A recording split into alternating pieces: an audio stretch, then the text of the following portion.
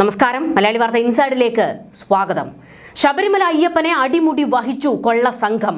വിശ്വാസികൾ ഇളകിയിറങ്ങും. കൊള്ളക്കൂട്ടത്തെ തുണിയുരിച്ച് നടുറോഡിൽ നിർത്തും.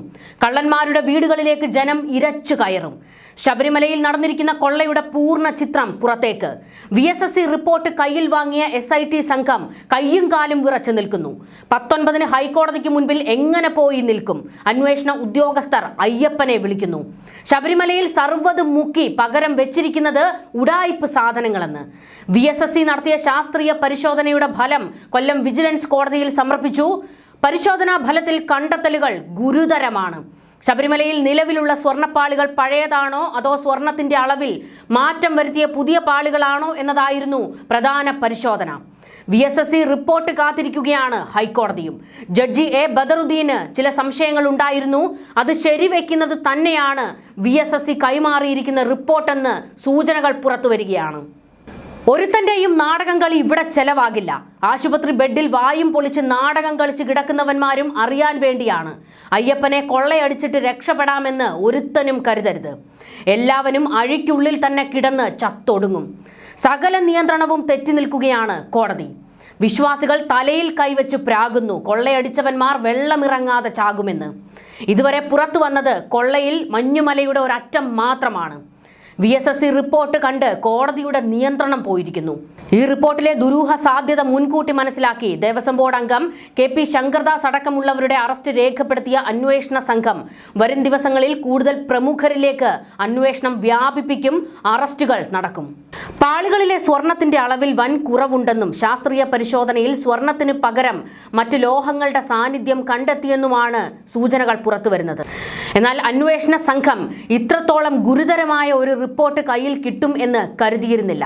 അതായത് ശബരിമലയിൽ സർവ്വതിലും, അതായത് സ്വർണം ഉണ്ടായിരുന്നത് ഏതൊക്കെ വസ്തുക്കളിലാണോ അതെല്ലാം തന്നെ കൊള്ളയടിച്ചു കൊണ്ടുപോയിട്ടുണ്ട് എന്നുള്ളതാണ് വ്യക്തമാകുന്നത്. പാളികൾ മാറ്റിയതിലെ ദുരൂഹത തെളിഞ്ഞതോടെ അന്വേഷണം കൂടുതൽ വിപുലമാക്കാൻ ഒരുങ്ങുകയാണ് SIT. സ്വർണം എങ്ങോട്ട് കടത്തി എന്നതിനെക്കുറിച്ചും ഇതിൽ പങ്കാളികളായ ഉന്നതരെക്കുറിച്ചും SIT വിശദമായ അന്വേഷണം നടത്തും.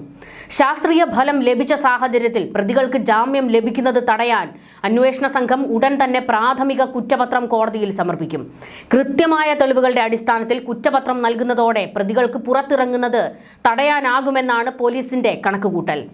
സ്വർണ്ണക്കൊള്ള കേസിൽ അറസ്റ്റിലായ ദേവസ്വം ബോർഡ് മുൻ അംഗം KP ശങ്കർദാസിനെ തിരുവനന്തപുരത്തെ സ്വകാര്യ ആശുപത്രിയിൽ നിന്ന് മെഡിക്കൽ കോളേജിലേക്ക് മാറ്റാൻ തീരുമാനിച്ചു.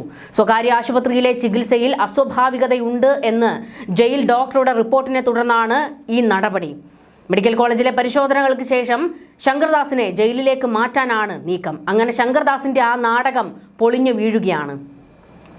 2017 കൊടിമര നവീകരണ കാലത്ത് കാണാതായ വാജിവാഹനം തന്ത്രി കണ്ഠരര് രാജീവരുടെ വീട്ടിൽ നിന്ന് കണ്ടെത്തിയതും അന്വേഷണം പുതിയ തലത്തിലെത്തിച്ചിരുന്നല്ലോ.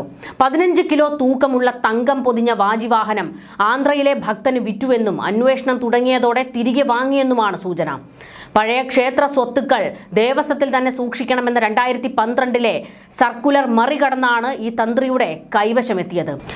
അഷ്ടദിക്പാലകർ, സ്വർണ്ണപ്പറകൾ എന്നിവ കാണാതായതിനെക്കുറിച്ചും SIT അന്വേഷണം ഊർജിതമാക്കിയിട്ടുണ്ട്.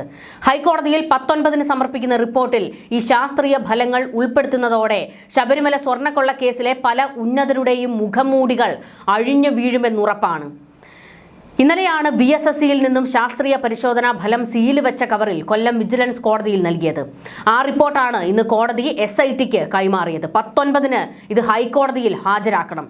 ഇതോടുകൂടിയാണ് ഈ ചിത്രത്തിൽ പല മുഖങ്ങളും ഇനി തെളിഞ്ഞു വരാൻ പോകുന്നത്. ആർക്കും ഒരു ദയാദാക്ഷിണ്യവും കൊടുക്കാൻ ഹൈക്കോടതി തയ്യാറല്ല. നമുക്കറിയാം 60 ദിവസത്തോളവും 70 ദിവസത്തോളവുമായിട്ടൊക്കെ അകത്ത് കിടക്കുകയാണ് മുരാരി ബാബു, പോറ്റി ഉൾപ്പെടെയുള്ള പലരും. ഇവർക്കാർക്കും തന്നെ ജാമ്യം കൊടുക്കാൻ ഹൈക്കോടതിയോ കീഴ്ക്കോടതികളോ തയ്യാറായിട്ടില്ല. ഇതിലൂടെ കോടതി കൊടുക്കുന്ന മുന്നറിയിപ്പ് സ്വർണ്ണക്കൊള്ള നടത്തിയ ഒരു കൂട്ടർക്കും കോടതിയിൽ നിന്ന് ജാമ്യം കിട്ടില്ല എന്നുള്ള നിർദ്ദേശം തന്നെയാണ്. നാണമില്ലേടാ നിനക്കൊക്കെ ദൈവത്തെ കൊള്ളയടിച്ച് ആ കാശിന് തിന്നാൻ? എങ്ങനെ നിനക്കൊക്കെ കൊള്ളയടിച്ച കാശിന് തിന്നിട്ട് ദഹിക്കുന്നു? കുടുംബത്തോടെ നീയൊക്കെ കള്ളന്മാരെന്ന പേര് കേൾക്കും. 10 തലമുറ കേൾക്കും ഈ പഴി. മാന്യമായി സമൂഹത്തിൽ ജീവിക്കാൻ സാഹചര്യം ഉണ്ടായിരുന്നിട്ടും അതൊന്നും പോരാതെ ആർത്തി മൂത്ത് അയ്യപ്പനെ കൊള്ളയടിച്ചു. എന്നിട്ട് എവിടെ നിൽക്കുന്നു ഇപ്പോൾ? ദൈവം കല്ലും പ്രതികരിക്കില്ലെന്ന വിശ്വാസത്തിലുമാണല്ലോ അടിച്ചു മാറ്റിയത്. ദൈവം തൂണ് പിളർന്നു വരില്ല, പക്ഷേ ഓർക്കണം, ദൈവം പ്രതികരിക്കും, മനുഷ്യന്റെ രൂപത്തിൽ വന്ന് ഇടപെടും. ഹൈക്കോടതിയിൽ സാക്ഷാൽ അയ്യപ്പനെയാണ് ഞങ്ങൾ കാണുന്നത്. അയ്യപ്പന്റെ ശബ്ദമാണ് ജഡ്ജിയിലൂടെ ഞങ്ങൾ കേൾക്കുന്നത്. കൊമ്പത്തൂന്ന് നീയൊക്കെ താഴെ വീണത് അയ്യപ്പന്റെ ഇടപെടൽ കൊണ്ടാണെന്ന് വിശ്വാസികൾ പ്രതികരിക്കുന്നു. വിശ്വാസത്തെയും വിശ്വാസികളെയും അളക്കാൻ നിൽക്കരുത്.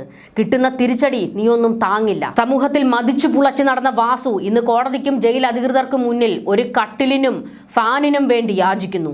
പത്മകുമാർ തനിക്ക് കിടക്കാൻ ഒരു ബെഡും വിരിയും പുതയ്ക്കാൻ പുതപ്പിനും വേണ്ടി യാചിക്കുന്നു. വിജയകുമാർ ഞാൻ ചാകുമെന്നും ഞാൻ ചത്തുകളയുമെന്നും കരയുന്നു. ശങ്കർദാസ് ജയിലഴിക്കുള്ളിലാകാതിരിക്കാൻ നാടകം കളിച്ച് ആശുപത്രിയിൽ വായും പൊളിച്ചു കിടക്കുന്നു. ഇവരുടെ ഒന്നും നേർക്ക് കോടതിയുടെ മനസ്സലിയുന്നില്ല. ഒരുത്തർക്കും ജാമ്യം കൊടുക്കാതെ കലിയടങ്ങാതെ ഹൈക്കോടതി നിൽക്കുന്നു. ചെയ്തു കൂട്ടിയതിനൊക്കെ താഴെ വന്നേയുള്ളൂ സമ്മാനം. എത്രയൊക്കെ മതിച്ചു പുളച്ച് നടന്നാലും ഒരിക്കൽ താഴെ വീഴും. ആ ഓർമ്മപ്പെടുത്തലാണ് ശബരിമല സ്വർണ്ണക്കൊള്ളയിലൂടെ പുറത്തേക്ക് വരുന്നത്. ശബരിമല യുവതീ പ്രവേശനം നടപ്പാക്കാൻ അന്നത്തെ ദേവസ്വം കമ്മീഷണർ എൻ വാസുവിനൊപ്പം പ്രവർത്തിച്ച വ്യക്തിയായ KP ശങ്കർദാസ് ഒടുവിൽ ശബരിമല സ്വർണ്ണക്കൊള്ള കേസിൽ അറസ്റ്റിലായത് കാലത്തിന്റെ കാവ്യനീതിയാണെന്ന് വിശ്വാസികൾ പറയുന്നു. ശബരിമല സ്ത്രീ പ്രവേശനത്തിന് ബിന്ദു അമ്മിണിയും കനകദുർഗയും ഇടതു സർക്കാരിന്റെ ഒത്താശയോടെ ശ്രമം നടത്തുമ്പോൾ അന്ന് കോട്ടയം SP ആയിരുന്നു KP ശങ്കർദാസിന്റെ മകൻ ഹരിശങ്കർ. അയ്യപ്പൻ എല്ലാം കാണുന്നു എന്ന പ്രതികരണങ്ങളാണ് KP ശങ്കർദാസിന്റെ അറസ്റ്റോടെ സമൂഹ മാധ്യമങ്ങളിൽ നിറയുന്നത്. അയ്യപ്പൻ എല്ലാം കാണുന്നു എന്ന പ്രതികരണങ്ങളാണ് KP ശങ്കർദാസിന്റെ അറസ്റ്റോടെ സമൂഹ മാധ്യമങ്ങളിൽ ഉയരുന്നത്. കാരണം പല രീതിയിലും അധികാര ശൃംഖലയിലുള്ളവർ KP ശങ്കർദാസിന്റെ അറസ്റ്റ് തടയാൻ ശ്രമിച്ചിട്ടും ഹൈക്കോടതിയുടെ ഭാഗത്തു നിന്ന് കടുത്ത സമ്മർദ്ദമുണ്ടായതോടെ ഗത്യന്തരമില്ലാതെ SIT അറസ്റ്റ് ചെയ്യുകയായിരുന്നു. ആ അറസ്റ്റ് നടന്നത് മകരവിളക്ക് ദിവസമാണെന്നത് ചരിത്രത്തിന്റെ കാവ്യനീതിയെന്നുകൂടി പലരും സമൂഹ മാധ്യമത്തിൽ പ്രതികരിച്ചത്. തമിഴ്നാട്ടിൽ നിന്ന് മനീതി സംഘത്തെ പോലീസിന്റെ അകമ്പടിയോടെ സന്നിധാനത്തെത്തിച്ചത് അന്ന് കോട്ടയം SP ആയിരുന്ന ഹരിശങ്കറിന്റെ നേതൃത്വത്തിലാണ്. ശബരിമല ചന്ദ്രാനന്ദൻ റോഡ് വരെ മല കയറി എത്തിയ ബിന്ദു അമ്മിണി, കനകദുർഗ എന്നിവരെ രാത്രിയുടെ മറവിൽ സന്നിധാനത്തെത്തിക്കാനുള്ള കളമൊരുക്കിയത് ഹരിശങ്കർ ആയിരുന്നുവെന്ന് വാദം ശക്തമാകുന്നു. ബോർഡ് അംഗമായിരിക്കെ ഇരുമുടിക്കെട്ടില്ലാതെ 18-ാം പടി കയറി ആചാര ലംഘനം നടത്തിയ ആളാണ് ശങ്കർദാസ്. RSP പ്രവർത്തകനായിരുന്ന ശങ്കർദാസ് പിന്നീട് CPI നോമിനിയിലാണ് ദേവസ്വം ബോർഡിലെത്തിയത്. ഇത് പെയ്ഡഡ് സീറ്റ് എന്ന ആരോപണവും അന്ന് ഉയർന്നിരുന്നു.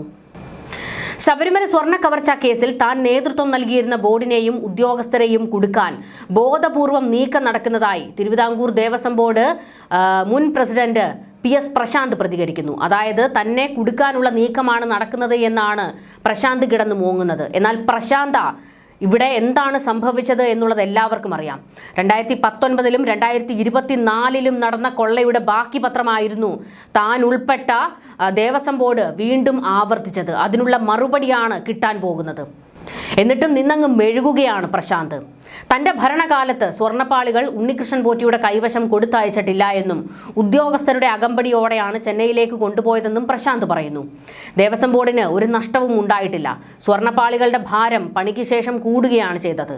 മാത്രമല്ല സ്വർണ്ണപ്പാളികൾ ഉണ്ണികൃഷ്ണൻ പോറ്റിയുടെ കൈവശം കൊടുത്തയച്ചിട്ടില്ല എന്നും പ്രശാന്ത് കരയുകയാണ്. ഉദ്യോഗസ്ഥരുടെ അകമ്പടിയോടെ തന്ത്രിയുടെ നിർദ്ദേശവും അനുജ്ഞയും കൃത്യമായ ആചാരങ്ങളും പാലിച്ചുകൊണ്ട് തന്നെയാണ് പാളികൾ ചെന്നൈയിലേക്ക് കൊണ്ടുപോയത്. എന്നാൽ സ്പെഷ്യൽ കമ്മീഷണറെ മുൻകൂട്ടി അറിയിക്കുന്നതിൽ പിഴവുണ്ടായിരുന്നു. അതിന് ഹൈക്കോടതിയിൽ മാപ്പ് പറയുകയും ചെയ്തു. അയ്യപ്പ സംഗമത്തിന് ഉണ്ണികൃഷ്ണൻ പോറ്റിയെ ക്ഷണിച്ചിരുന്നില്ല.